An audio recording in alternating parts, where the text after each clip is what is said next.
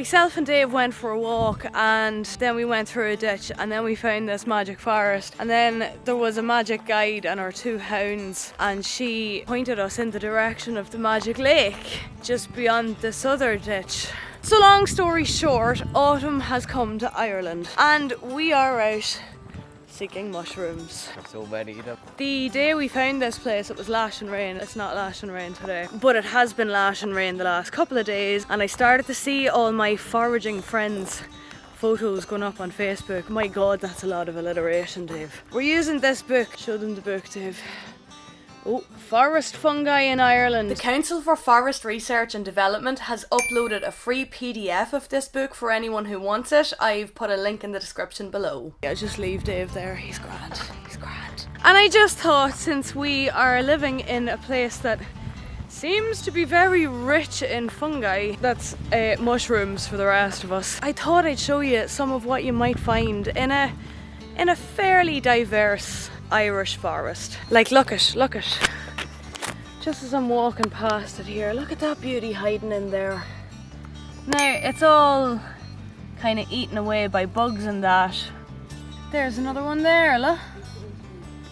Still quite badly chewed, but I don't think that's the one you'd be putting in your dinner anyway. Doggo. He's very excited about being out. Just like Dave. Yeah, I'm so happy to be outside. So if we manage to successfully identify any species, I'll stick the names of them up there. There's 1 or 2 species I already am kind of familiar with. Some edible, some not edible. But I get very excited when I see red, and I keep running for these. Look at, just see these. If you find one of these, by the way, do not touch, definitely do not eat. This is the arum lily, known colloquially as lords and ladies. So poisonous.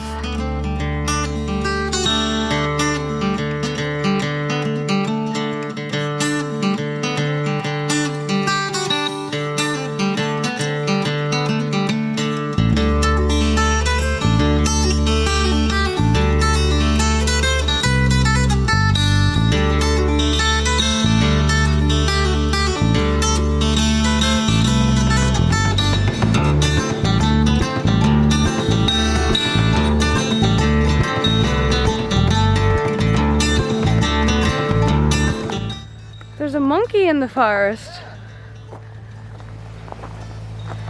Gods, I dread to think what Dave has found.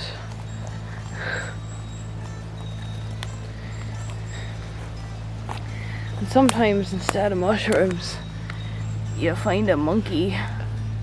Hello. This looks familiar to me. Isn't this where you go down to the magic lake? It is indeed. Forest walk, it says. It's okay. It's just misleading us. It should also say lake.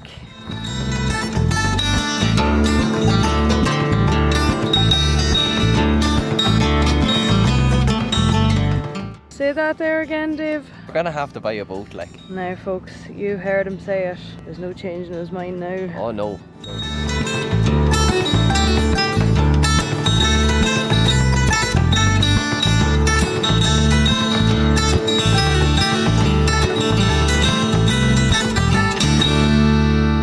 Brief pause for a word from our sponsor, me.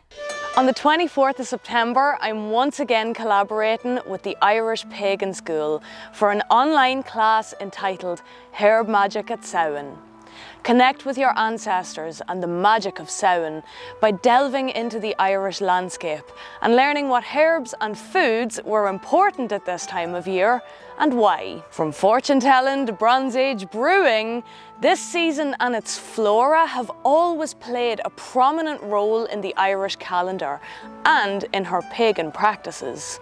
Explore the flowers and foods that were used in traditional recipes, spells and games, and take a trip to the ditch with me in a seasonal guided visualization, which is optional for anyone who's understandably wary about letting me run amok in their psyche. This extensive class is suitable for beginners and costs only €30 for anyone who attends the live class.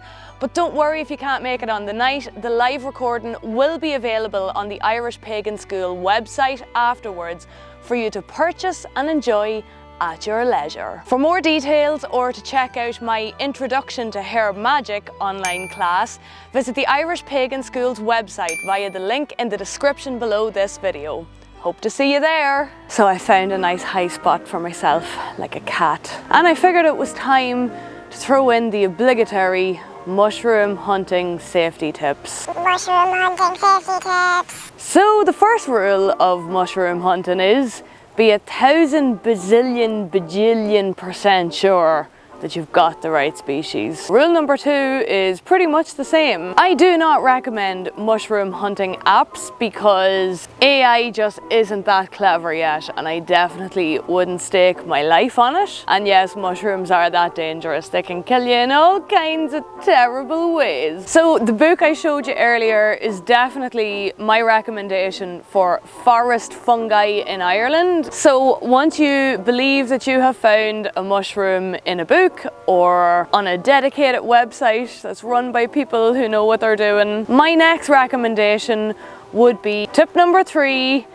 get a second opinion. Ideally what you want is a real life person who you can show the mushrooms to and who knows your local area. Someone who is experienced in the various types of local fungi might be able to shed some light on it for you.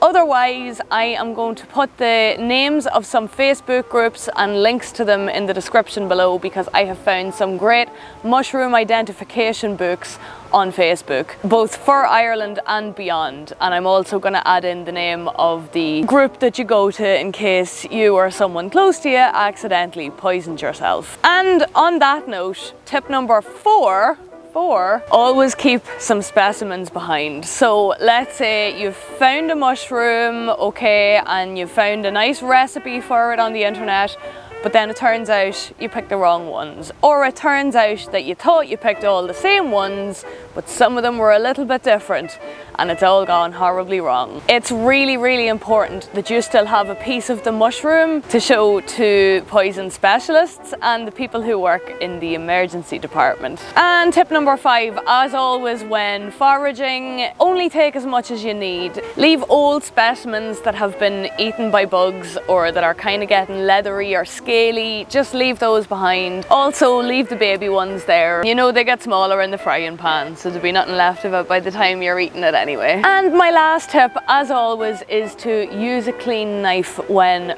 foraging from nature. I mean, and from your own garden too. You don't want to cross-contaminate or spread disease onto plants, or, you know, getting little particles of rust and that in the stem is not good. So clean and sterile where possible. And for transportation, basket. This allows air to circulate while you're transporting your mushrooms home. Failing that, you can use a brown paper bag, but honestly, if you can get a basket, this is my favourite method.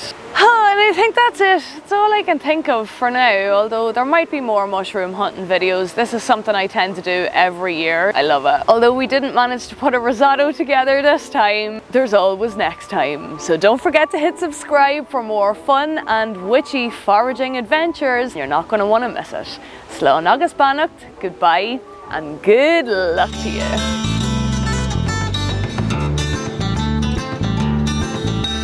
The music used in this video was actually written and produced by Dave and features me playing the bodhrán as well. It can be purchased via the link in the description below this video. Thanks, Dave.